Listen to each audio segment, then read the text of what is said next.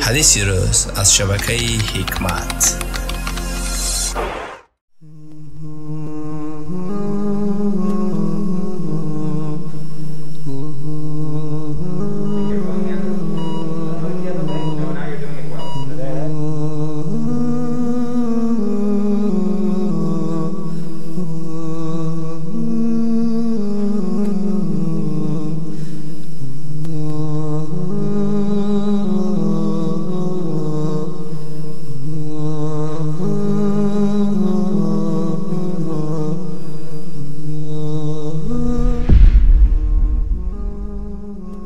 ابو هریره رضی الله عنه از رسول الله صلی الله علیه و سلم نقل کرده است: هر مصیبت به مسلمان آید، خواه خستگی، خواه بیماری، پریشانی، غم و اندوه و یا حتی یک خار خلانیده شود، البته الله یکی از گناهانش را برایش ببخشد.